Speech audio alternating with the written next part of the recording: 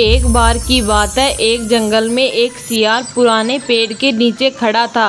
पूरा पेड़ हवा के तेज झोंके से गिर पड़ा। सियार उसकी चपेट में आ गया और बुरी तरह घायल हो गया। वह किसी तरह घिसटता घिसटता अपनी माँ तक पहुँचा।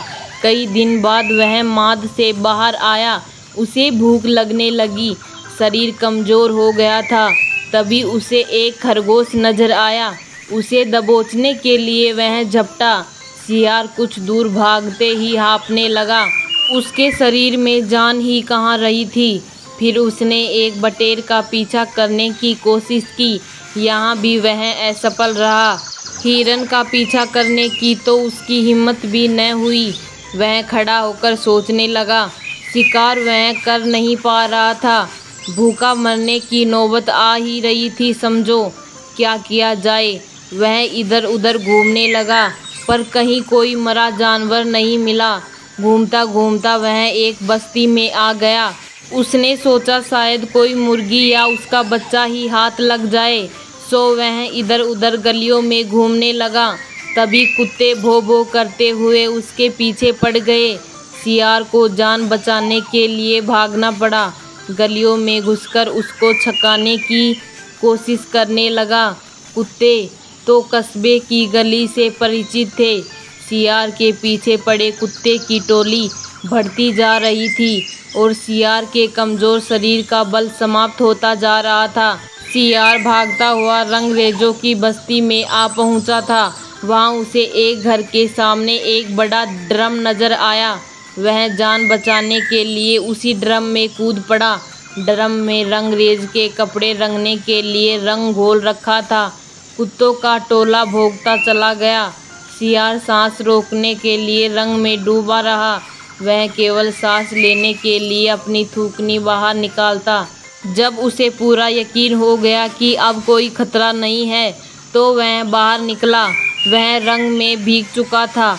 जंगल में पहुंचकर उसने देखा कि उसके शरीर का सारा रंग नीला हो गया है। उस ड्रम के रंगरेज ने नीला रंग घोल रखा था। उसके नीले रंग को जो भी जंगली जीव देखता वह भयभीत हो जाता। उनको खौफ से कांपते देखकर रंगे सियार के दुष्ट दिमाग में एक योजना आई। रंगे सियार ने डरकर भागते जीवों को आवाज़ दी, भाइयों भागो मत, मेरी बात सुनो। उसकी बात सुनकर सभी भागते जानवर ठिठके। उनके ठिठकने का रंगे सियार ने फ़ायदा उठाया और बोला, देखो देखो मेरा रंग। ऐसा रंग किसी जानवर का धरती पर है नहीं, है ना? मतलब समझो भगवान ने मुझे यह खास रंग तुम्हारे पास भेजा है। तुम सब जानवरों को बुला लाओ तो मैं भगवान का संदेश सुनाऊं। उसकी बातों का सब पर गहरा प्रभाव पड़ा। वे जाकर जंगल के दूसरे सभी जानवरों को बुलाकर लाए। जब सब आ गए तो रंगा सियार एक ऊंचे पत्थर पर चढ़कर बोला, वन्य प्राणियों प्रजातियों, ब्रह्मा ने मुझे खुद अपने हाथों से इस अलौकिक रंग का प्राणी बनाकर कहा कि संसार में जानवरों का कोई शासक नहीं है। तुम्हें जाकर जानवरों का राजा बनकर उनका कल्याण करना है। तुम्हारा नाम सम्राट कुकुदुम होगा। तीनों लोगों के वन्य जीव तुम्हारी प्रजा होंगे। अब तुम लोग अनाथ नहीं रहे। मेरी छत्र छाया में निर्भय होकर रहो। सभी जानवर वैसे ही सियार के अजीब रंग से चकराए हुए थे। उसकी बातों ने तो जादू का काम ही किया।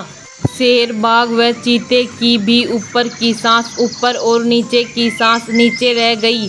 उसकी बात काटने की किसी में हिम्मत न हुई। देखते ही देखते सारे जानवर उसके चरणों में लौटने लगे और एक स्वर में बोले, हे ब्रह्मा के दूत, प्राणियों में श्रेष्ठ कुकुदुम, हम आपको अपना सम्राट स्वीकार करते हैं। भगवान की इच्छा का पालन करके हमें बड़ी प्रशंसा होगी।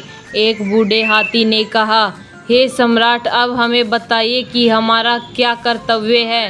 रंगा सियार सम्राट की तरह पंजा उठाकर बोला, तुम्हें अपने सम्राट की खूब सेवा और आदर करना चाहिए। उसे कोई तकलीफ नहीं होनी चाहिए। हमारे खाने पीने का शाही प्रबंध होना चाहिए। शेर ने सिर झुकाकर कहा, महाराज ऐसा ही होगा। आपकी सेवा करके हमारा जीवन धन्य हो जाएगा।